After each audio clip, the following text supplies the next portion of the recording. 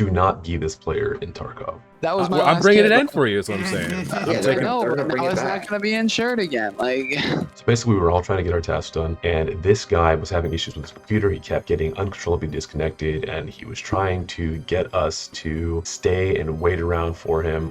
This was the second time this has happened. Each time was about 5 to 10 minutes between, right? So we took matters into our own hands. Keep going. Let's try to So get you're Skybridge. no, let's Yeah, just get I out, bro. Because I can't do anything. I can't pack mags. I can only shoot, and I gotta restart. I'm sorry. I literally can't do anything.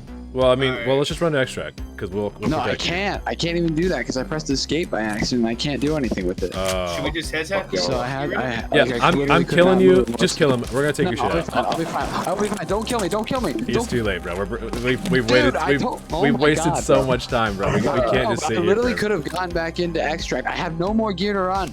No, It's all good, bro. Don't stress. I got If it. I die again, then I'm going to have to bring it out again. Dude, Like, don't stress. I'll make sure you're covered. Don't worry. I don't want to waste this time, bro. It's not worth our time.